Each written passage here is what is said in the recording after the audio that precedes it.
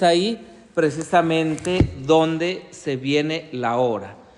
La hora, ¿verdad?, de las tinieblas, la hora del pecado, la hora de la muerte de Jesús, pero también la hora de Dios.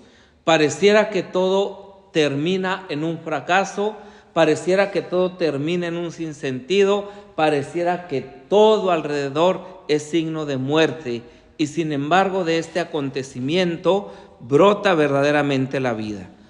Entonces le vemos a Jesús ahí, y le vemos y le escuchamos pronunciando la primer palabra en la cruz.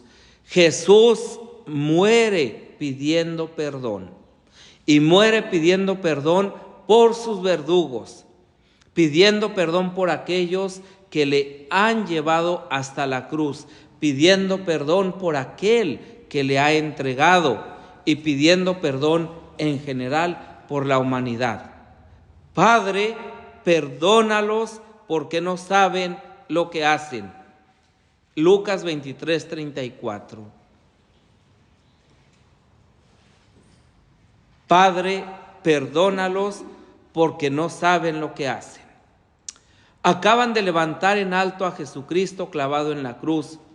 Y precisamente entonces, cuando se levantó aquel clamoreo de blasfemias y de insultos, cuando los silbidos del pueblo se mezclaron con las risotadas de los escribas y fariseos, cuando saboreando su triunfo lanzaron sus enemigos su reto definitivo: pues ¿no eres tú el Hijo de Dios? Ahora tienes la ocasión de demostrarlo. Baja de la cruz y entonces creeremos en ti y caeremos de rodillas a tus pies. ¿Cuántas de las veces nosotros no adquirimos también esta actitud de tentar a Dios?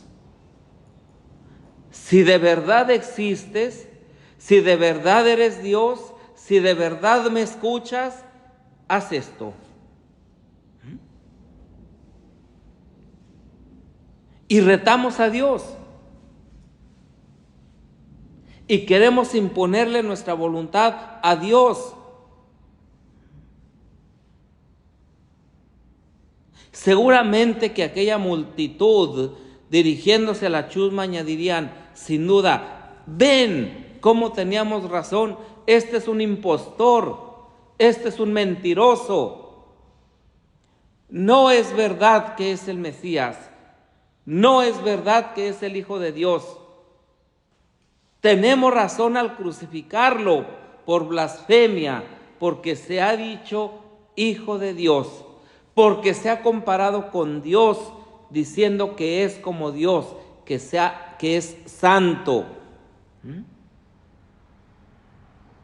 Ven cómo no era más que un embaucador, un mentiroso, un brujo, un hechicero, que con sus palabras y sus acciones demoníacas curaba. Un mentiroso, un farfán, un embustero, no es capaz de salvarse, no es capaz de bajarse de la cruz y pretende salvar al mundo. ¡Qué ingenuo!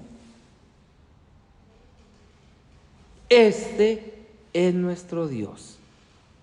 Precisamente entonces, cuando Jesucristo hubiera podido ordenar a la tierra que se abriera y hundir para siempre en el infierno a aquellos energúmenos, precisamente entonces Jesús dice: Padre, perdónalos porque no saben lo que hacen.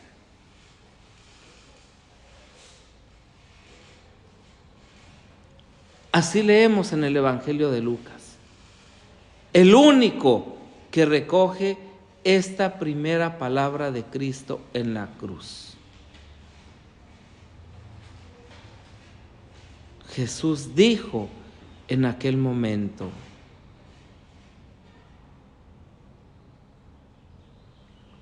no lo dijo una sola vez, lo repitió varias veces: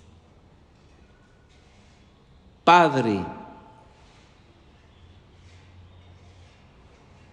¿Qué palabra en boca de un hijo moribundo?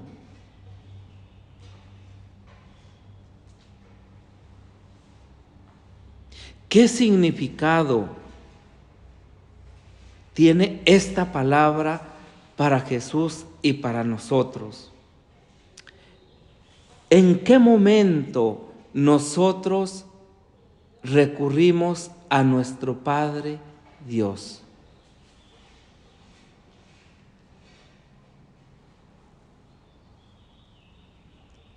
Recurrimos con absoluta confianza, con una certeza de que antes de balbucir las primeras letras ya nos ha escuchado.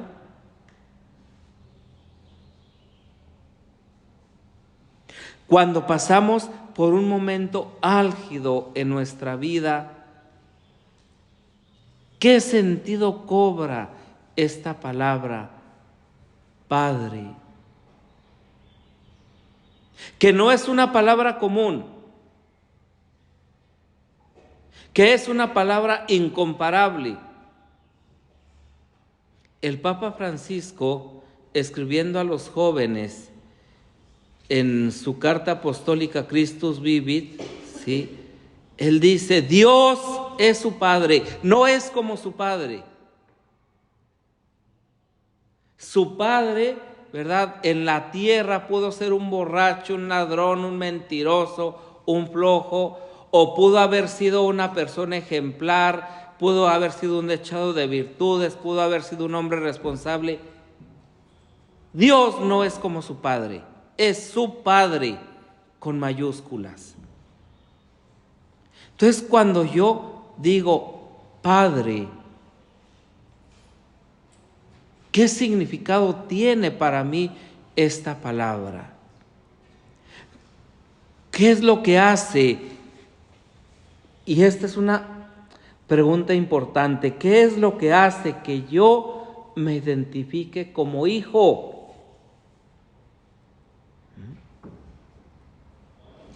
¿Qué es lo que hace que yo me identifique como hijo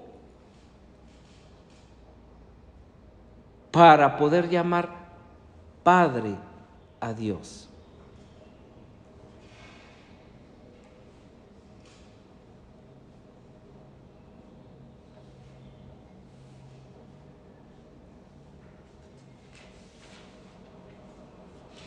Padre.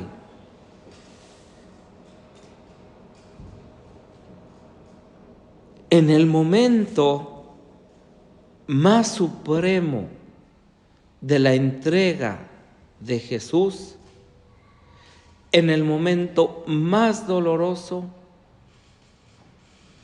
esta palabra atraviesa el universo entero para llegar hasta los oídos de su Padre.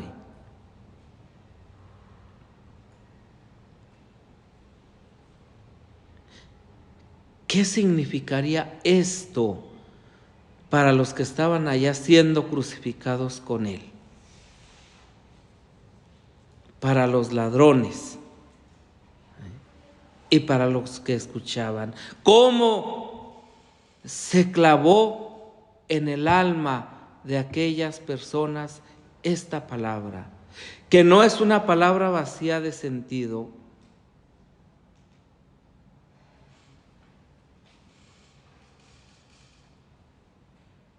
Al reo condenado a muerte no se le niega nada en la última hora. A un hijo que va a morir, ¿qué se le podrá negar? Jesucristo quiere conmover a su eterno Padre y dirigiéndose a Él, dice con inefable ternura: Padre, perdónalos. En este caso y en este momento ya no está pidiendo que aparte de Él este cáliz, ya no está pidiendo que le conforte, ya no está pidiendo que le dé fortaleza, sino que está pidiendo, implorando, suplicando, arrancando de las entrañas misericordiosas el perdón.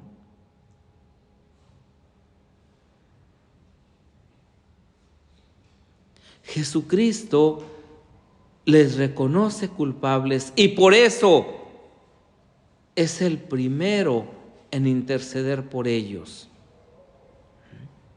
Es el primero en indultarlos. Son los primeros beneficiados de la sangre del Cordero. Son los primeros que son lavados, que son purificados.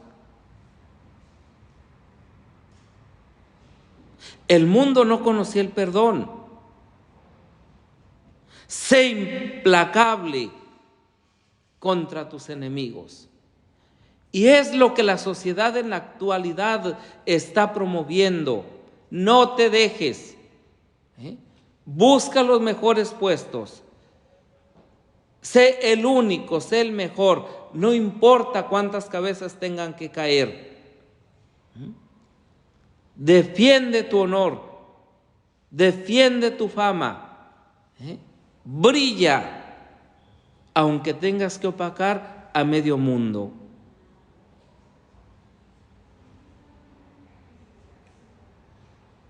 Decían los romanos, el perdón es una cobardía. Por eso, ojo por ojo y diente por diente. Esto es lo que paraliza el reino de Dios ante nosotros. Esta actitud de venganza, esta actitud antifraterna, esta actitud que mata al hermano, a la hermana, porque no tiene cabida en mi corazón, cabida amorosa.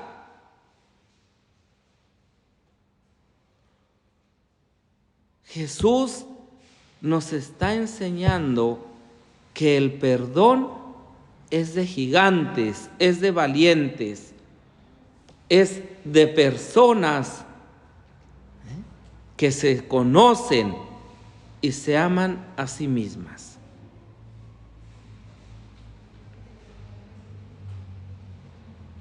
La ley del talión todo el mundo la practicaba y en la actualidad la seguimos practicando.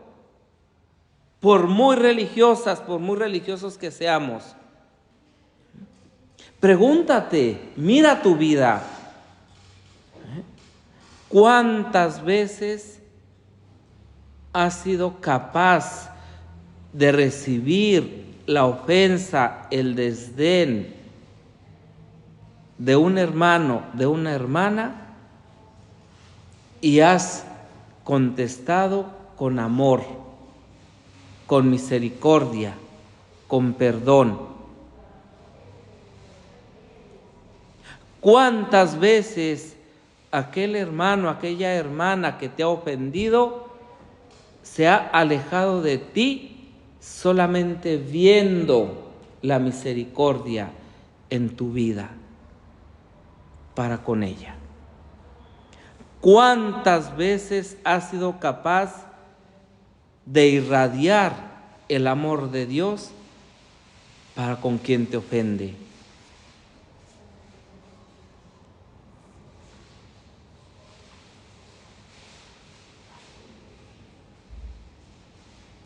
El perdón es el amor en su máxima expresión. El perdón es el amor en su máxima tensión. Perdonar verdaderamente, realmente, cuando te están matando, y ofrecer esa muerte por tus verdugos y abrir el reino de Dios primeramente para ellos, es amar de verdad. Más aún, es fácil amar, pero es heroico perdonar.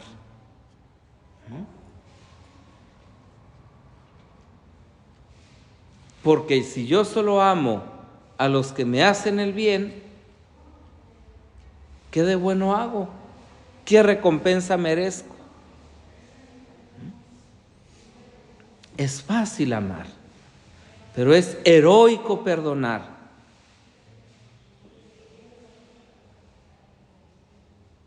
Pero hay un heroísmo superior todavía al mismo perdón. Dar la vida por el otro. Eso supera el amor, supera el perdón, los unifica y los pone verdaderamente en práctica.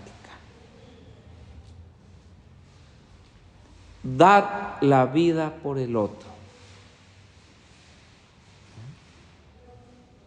Dar la vida por el malo.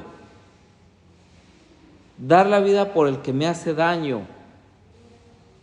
Dar la vida por el que me está arrancando la vida.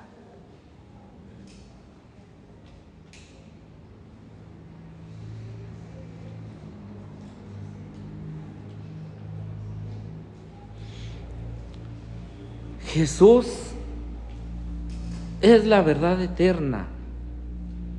Y Él mismo lo dijo a sus discípulos: yo soy el camino, la verdad y la vida. Es la verdad infinita y eterna.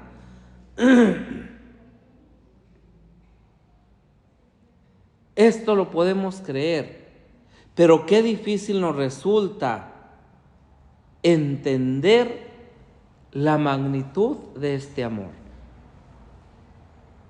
Y cuando yo veo el amor de Jesús y veo mi propio amor, qué pequeño, qué raquítico,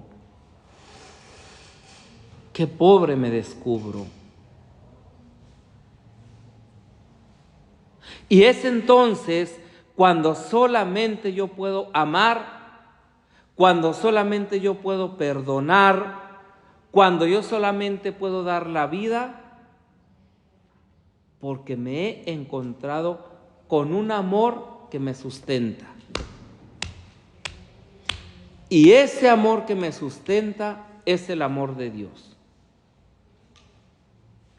Y ese amor de Dios ha sido puesto en mi corazón por el Espíritu Santo que me ha dado. Entonces, ¿por qué yo mismo, por qué tú misma te limitas a amar? ¿Por qué tú misma te limitas a perdonar? ¿Por qué tú misma te limitas a dar la vida? Y es verdad, a lo mejor ustedes me pueden decir: nosotros no tenemos enemigos, nosotros no tenemos enemigas, vivimos fraternalmente como hermanas. Es cierto, puede ser cierto, y ojalá y así sea. Pero aquí es donde entran las cosas de todos los días, las pequeñas cosas cotidianas, las actitudes para con mi hermano, para con mi hermana, el trato para con ellas, el comportamiento. Ese amor que me sustenta es el que me hace capaz de poder revisar, de poder verme hacia adentro, como lo decíamos el primer día. Y ser sincero, ser sincera. ¿Cuántas de las veces mi propia mentira me la creo yo mismo? Y pienso que soy bueno, aunque por todo donde vaya pasando vaya destruyendo.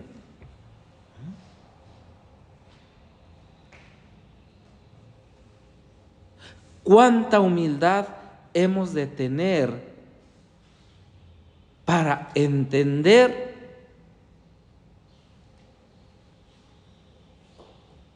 que solo Dios es bueno?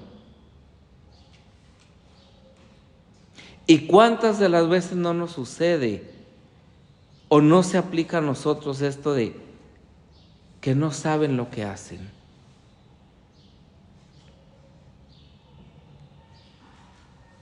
Lo cual no significa que no vayamos a dar cuenta de ello. Jesús está indultando a estos hombres, pero claro que saben lo que hacen, en el fondo lo saben y lo saben muy bien.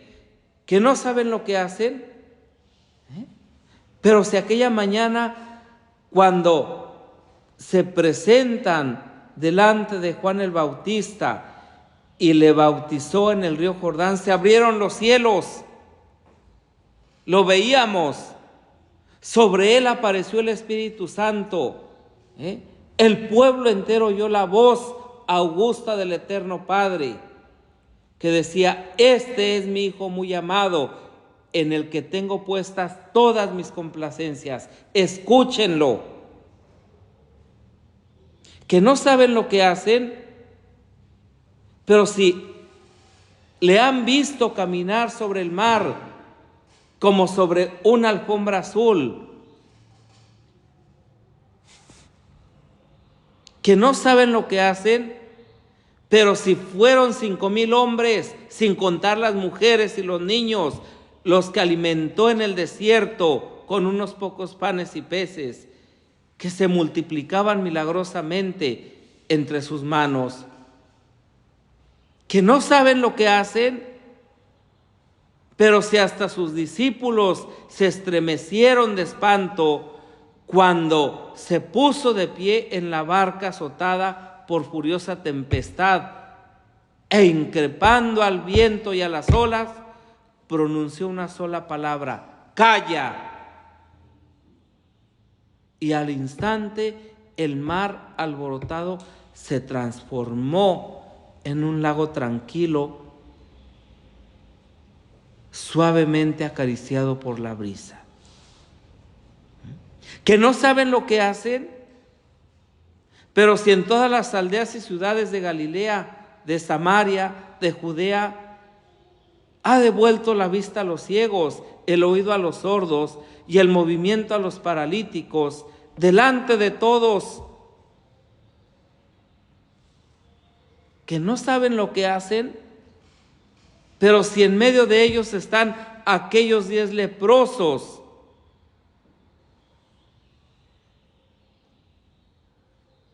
y una sola palabra suya: quiero, queden limpios, bastó para transformar su carne podrida en la fresca y sonrosada de un niño que acaba de nacer. Que no saben lo que hacen, pero si la muerte no tenía ningún poder sobre él, te han visto resucitar a la hija de Jairo en el lecho de muerte, y al hijo de la viuda de Naín cuando lo llevaban al cementerio, y hace 2 días a 5 kilómetros de Jerusalén te acercaste al sepulcro de Lázaro, que llevaba 4 días enterrado, putrefacto,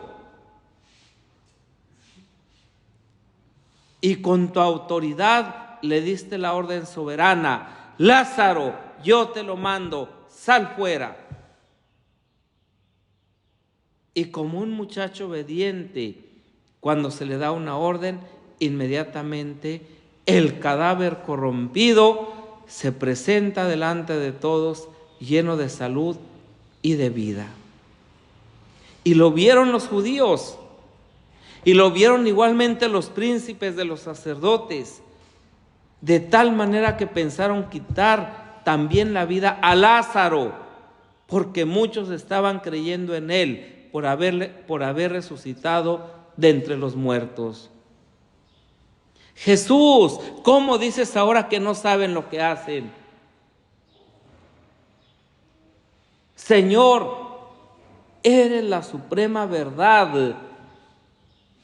Tenemos que creer lo que nos dices, pero esto nos resulta muy difícil de entender. Vaya si sabían lo que hacían.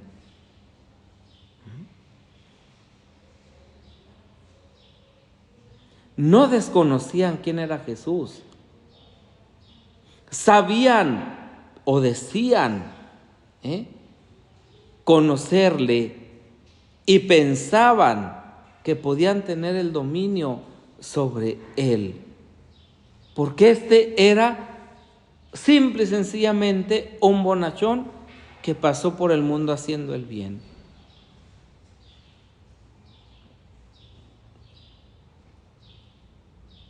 Y en el interrogatorio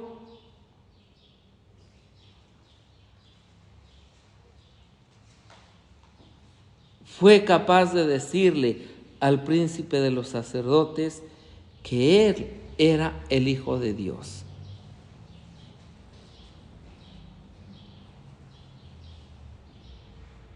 ¿Cómo había demostrado ese ser Hijo de Dios?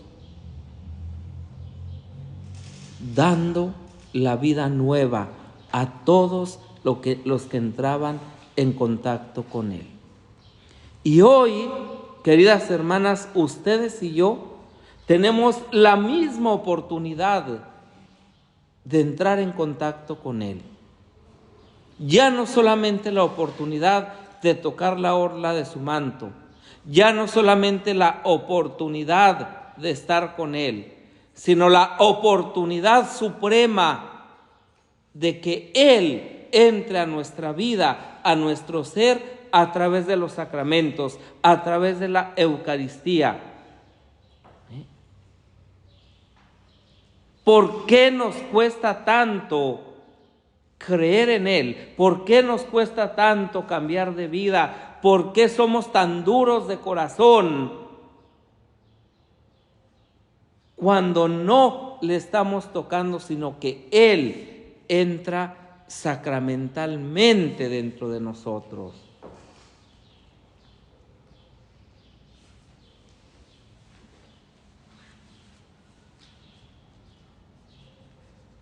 ¿Cómo Jesús se atreve a decir, no saben lo que hacen?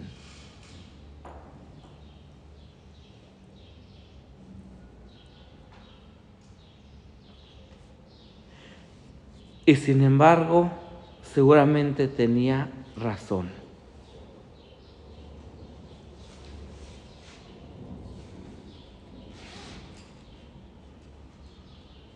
En el fondo, no sabían lo que hacían aquellas personas, no sabían lo que hacían, como muchas de las veces no lo sabemos tampoco nosotros.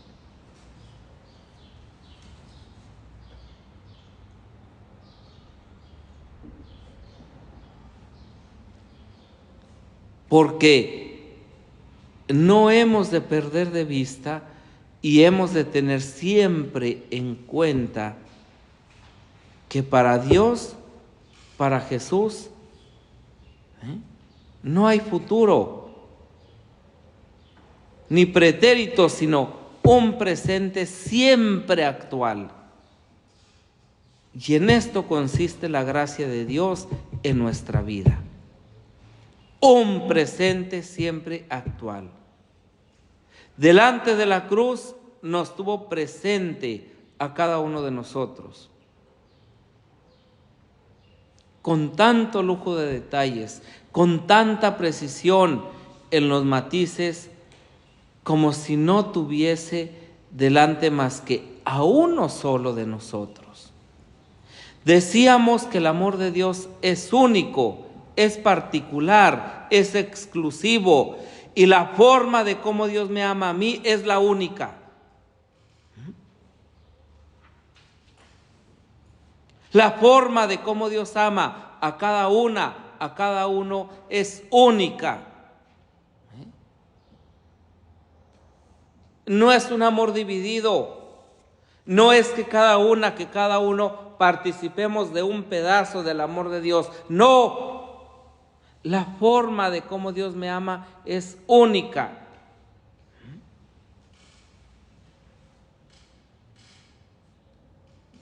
El Señor levantó su mirada al cielo y pidió perdón, no solo por aquellos escribas, fariseos, autoridades,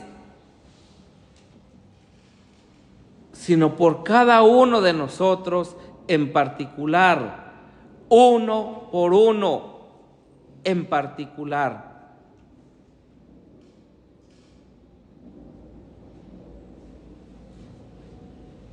Esto es verdad. Por sus llagas hemos sido curados.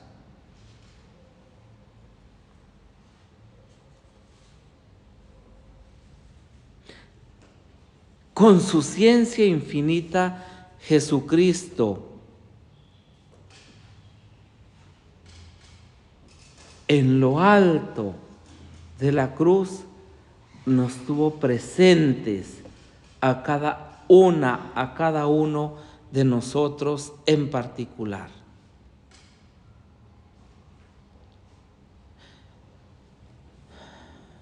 Pensó sin duda alguna en mí, pensó concretamente en ti, cuando repetía muchas veces, según el Evangelio: Padre, perdónalos, que no saben lo que hacen.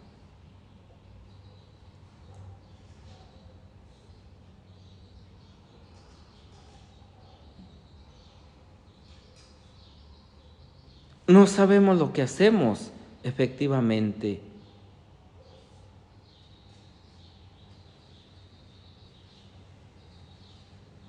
Cuando nos decidimos a pecar a costa del tesoro infinito de la gracia santificante, de esa gracia de Dios que es el precio de nuestra entrada en el cielo, el billete indispensable para entrar en la gloria, de esa gracia santificante, que según Santo Tomás de Aquino, en su más ínfima participación, vale más y es infinitamente superior a toda la creación entera. Cuando hacemos entrega de ese tesoro divino, infinito, por un momento de ofensa, de mentira, de aberración, de maldad, de cualquier tipo de pecado, no sabemos lo que hacemos. ¿Cómo vamos a cambiar la gracia de Dios por el pecado? Ahí está la justificación. Padre, perdónalos porque no saben lo que hacen.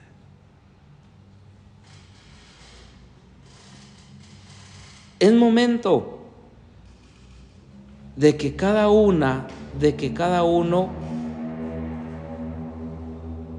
ahora ya no solamente veamos lo que hay en nuestro interior, nuestra vida, nuestra realidad, sino que ahora reconozcamos nuestro pecado, ese que sobreponemos a la gracia y al amor de Dios.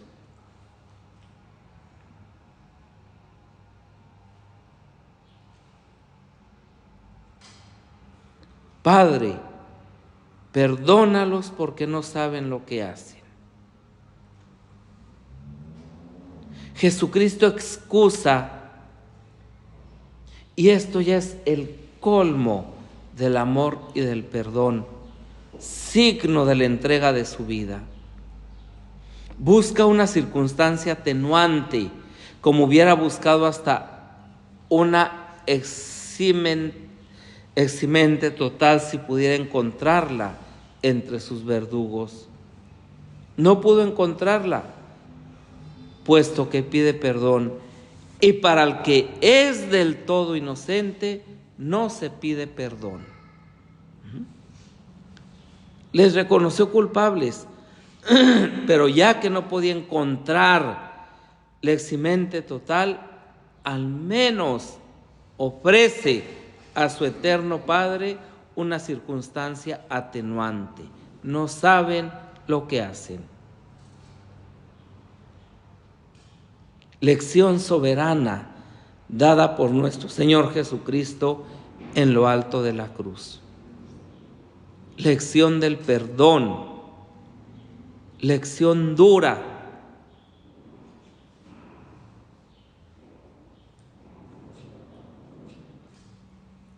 Qué duro nos resulta a nosotros perdonar. Nos convertimos en unos verdaderos tiranos contra nuestros hermanos, contra nuestras hermanas, cuando nos ofenden o cuando ofendemos. Y nos incapacitamos no solamente para perdonar, sino para recibir el perdón. Nos incapacitamos no solamente para amar, sino para recibir el amor. Nos incapacitamos no solamente para salir de nosotros mismos, sino para permitir que el otro entre en nuestra vida. Cuando se ha metido en lo hondo del corazón el odio, el resentimiento, el espíritu de venganza, la maldad, la mentira, cuando en virtud de aquel pleito, de aquella discusión, de aquel malentendido, la comunidad queda destrozada.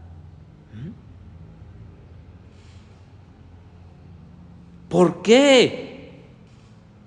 ¿Por qué nosotros que nos decimos hijos e hijas de Dios? ¿Por qué nosotros que nos decimos consagrados, consagradas?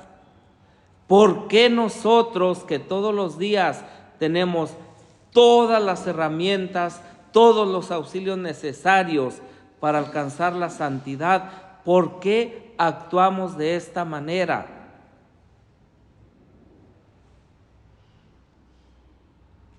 Cuando se ha metido el odio, el rencor, el resentimiento en el alma, qué difícil perdonar.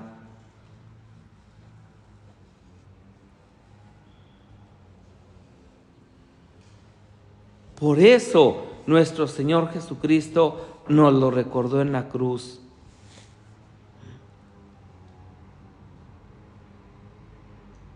¿Cuántas veces Jesús lo repite a lo largo de su vida, de su predicación, que fueron solo 3 años?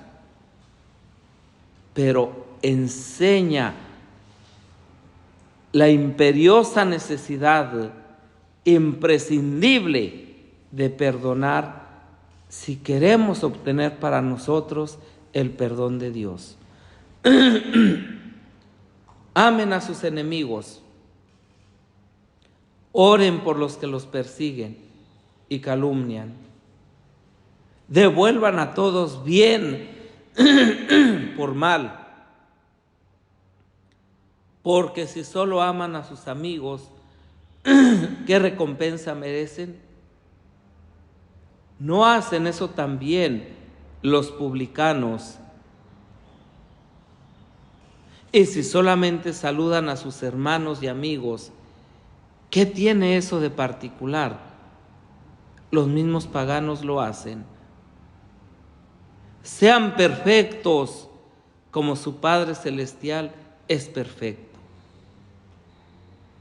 Ahí está la máxima. Sean perfectos como su Padre Celestial es perfecto. Y nosotros, al ir a hacer nuestra oración, al ponernos delante de Dios, podemos decirle que somos perfectos como Él es perfecto.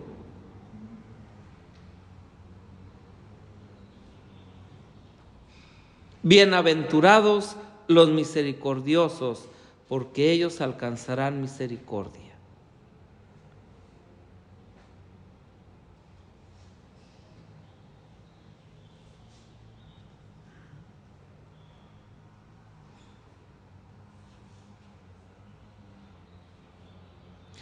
Trata a los demás como quieras que ellos te traten a ti.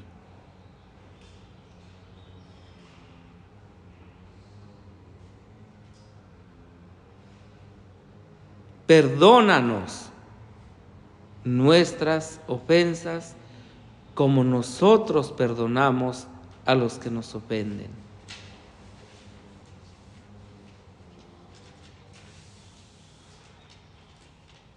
Señor, ¿hasta cuántas veces tengo que perdonar? ¿Hasta 7 veces? No, sino hasta 70 veces 7.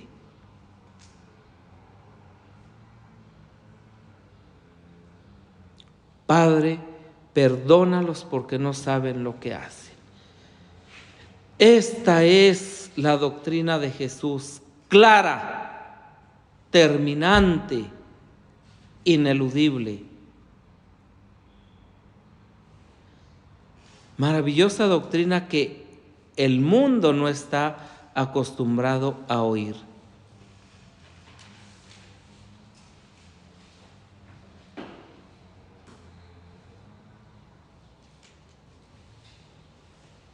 Y aquí conectamos un poco con lo que preguntaba la madre al principio, ¿cómo los santos han podido vivir esto?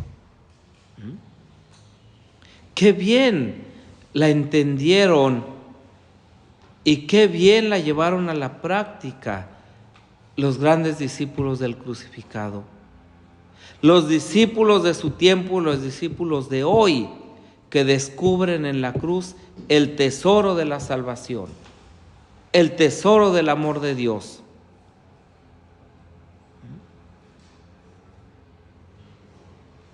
San Esteban, el protomártir, que cuando le estaban apedreando, ve que se le abren los cielos y lanza aquella sublime exclamación, imitando a Jesús: Señor, no les tengas en cuenta este pecado. Y después de San Esteban, tantos y tantos miles de mártires, como ha dado testimonio de Cristo, perdonando de todo corazón a sus verdugos. Como tantos mártires cristeros en nuestras tierras, tantos hombres y mujeres que en nuestros días continúan muriendo por Jesucristo y por el Evangelio. Todos perdonando y bendiciendo a sus verdugos. A lo mejor nosotros no tenemos la gran oportunidad de dar la vida de esta manera. A lo mejor nosotros no tenemos la gran oportunidad de poder decir: Padre, perdónalos porque no saben lo que hacen. Pero sí tenemos la gran oportunidad de vivir de manera heroica la caridad, perdonando a nuestros hermanos, a nuestras hermanas, a los que están con nosotros, a nuestro prójimo, a nuestro próximo, nunca devolviendo mal por mal, sino venciendo, luchando, exterminando el mal a fuerza de bien. Esto es ser verdaderos hijos de Dios. Hay que perdonar. Es muy duro.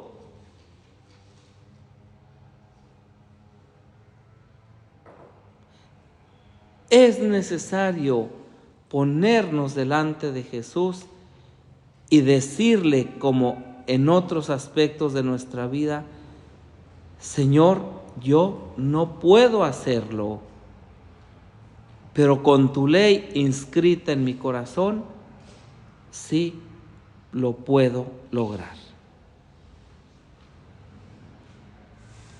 Gloria al Padre, y al Hijo, y al Espíritu Santo. Como era en el principio, ahora y siempre, por los siglos de los siglos. Amén. Te agradecemos, Dios Padre bueno, todos tus beneficios, a ti que vives y reinas por los siglos de los siglos. Amén.